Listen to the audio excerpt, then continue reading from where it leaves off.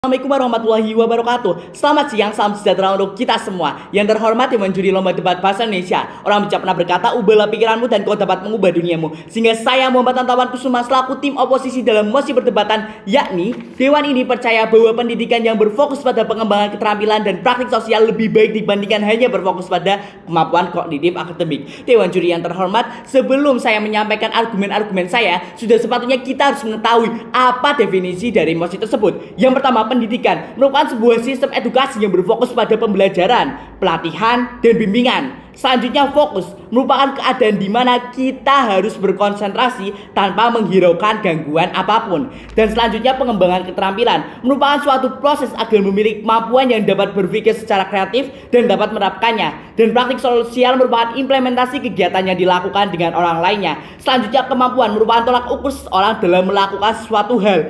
Dan kognitif merupakan kemampuan yang dapat menyelesaikan suatu permasalahan yang didasari oleh kecerdasan otak. Dan akademik merupakan lingkup dunia belajar, sehingga dapat kita tarik kesimpulan bahwasanya mosi ini bermaksud bahwa pendidikan seharusnya lebih berkonsentrasi terhadap kemampuan seseorang dalam mengerjakan sesuatu serta penerapannya dibandingkan hanya berfokus pada kecerdasan individu. Dewan juri yang terhormat, sebelum saya membacakan argumen-argumen saya izin menyanggah dari tim pemerintah. Tim pemerintah mengatakan bahwa kecerdasan kognitif sangat eksklusif, yang artinya bidang dalam kognitif sangatlah sempit. Dalam artian bahwa kesempatan pekerjaan berdasarkan pengalaman lebih besar, tentunya sangat-sangat tidak dibenarkan. Bayangkan saja Dewan juri yang terhormat, jika bekerja di suatu instansi penting yang dituntut mempunyai ilmu yang harus dikuasai untuk melakukan pekerjaan. Seperti contohnya yakni ilmuwan yang bekerja di reaktor nuklir. Mereka tidak bisa bekerja hanya pengalaman saja. Faktanya proposisi kecerdasan kognitif mereka dituntut untuk lebih besar, karena jika kita langsung melakukan praktek tanpa adanya dasar kognitif sangatlah berbahaya. Yang kedua, tim pemerintah mengatakan bahwa akan lebih optimal dalam pembelajaran jika dilakukan dengan interaksi sosial. Perlu kita ketahui bersama, setiap manusia memiliki karakter tersendiri.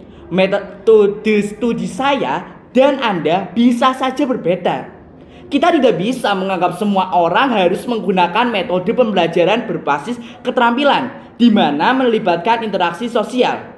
Seperti yang kita tahu, bahwasanya kita familiar dengan kata introvert, extrovert, dan ambivert pada individu. Jika pemerintah memaksa bahwa pembelajaran akan didominasi oleh keterampilan dan praktik sosial, bagaimana nasib orang yang tidak nyaman dan tidak fokus akan adanya interaksi tersebut? Hal ini hanya menguntungkan beberapa pihak saja. Karena seperti yang kita tahu bersama, kepribadian introvert tidak bisa efektif dalam pembelajaran seperti ini. Dan eksistensi introvert bisa kita temukan dalam kehidupan sehari-hari. Hal ini selaras dengan argumen-argumen yang ingin saya sampaikan. Yang pertama, yakni banyak penerapan aspek kognitif. Seperti yang kita tahu, aspek kognitif memiliki beraneka ragam penerapannya. Yang pertama, salah satu contoh nyatanya yakni membaca. Membaca memiliki fungsi yakni mengasah pengetahuan, bekal dalam mengatasi masalah, karena kita dapat referensi dari literatur yang kita baca sehingga kemampuan kita menjadi lebih baik. Selanjutnya, yang kedua yakni kemampuan mengingat. Sangatlah penting karena agar tidak lupa kejadian penting. Contoh saja guru. Guru merupakan seorang yang harus kita teladani. Tanpa adanya guru, maka orang sukses tidak bakal terbentuk.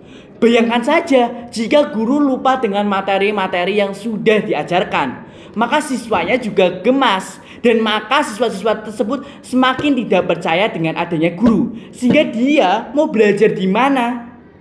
Selanjutnya, yakni yang ketiga, berpikir kritis. Tentunya dalam hidup kita sering banyak permasalahan terjadi, sehingga dengan berpikir kritis kita dapat memecahkan masalah dengan efektif. Selain itu, kita mudah mengeluarkan pendapat dan mudah kita menjelaskannya. Dewan juri yang terhormat, argumen yang kedua yang ingin saya sampaikan yakni masalah perkembangan kognitif sesuai dengan perkembangan usia. Justru kemampuan kognitif akademik merupakan tolak ukur kemampuan siswa dalam proses pembelajaran. dalam kurun waktu tertentu. Tidak hanya itu, dengan melihat kemampuan kognitif akademik, selain melihat kemampuan dirinya sendiri, mereka juga melihat kemampuan orang lain, sehingga dapat menjadi tolak ukur prestasi dan dia menjadi motivasi agar terus berprestasi secara berkala kemudian. Selanjutnya, yang kedua, dapat mengukur kemampuan dirinya untuk mengatasi prestasi yang dimiliki. Dan yang ketiga, menjadi acuan untuk melanjutkan studi yang lebih baik. Dan yang keempat, sebagai evaluasi satuan pendidikan terhadap satuan pendidikan sendiri dengan melihat hasil kemampuan kognitif siswa-siswinya dari tahun ke tahun. Selain itu, menjadi kriteria tertentu bagi pendidikan tinggi untuk kriteria tertentu yang untuk dimiliki mahasiswanya. Sehingga dapat kita simpulkan bahwasanya merupakan evaluasi global dalam bidang pendidikan bagi pemerintah. Dewan juri yang terhormat, sehingga saya Muhammad Antawan Kusuma berbicara sejelas-jelasnya dan setegas-tegasnya bahwasanya saya sangat-sangat menolak pada mosi perdebatan kali ini, yakni Dewan ini percaya bahwa pendidikan yang berfokus pada pengembangan keterampilan dan praktik sosial lebih baik dibandingkan hanya berfokus pada kemampuan kognitif akademik. Alasannya sangat jelas, yakni argumen-argumen yang sudah saya bacakan tadi. Yang pertama, yakni banyak penerapan aspek kognitif. Yang kedua, yakni masalah perkembangan kognitif sesuai dengan perkembangan usia. Dan yang ketiga, yakni menguntungkan berbagai pihak saja. Terima kasih. Wassalamualaikum warahmatullahi wabarakatuh.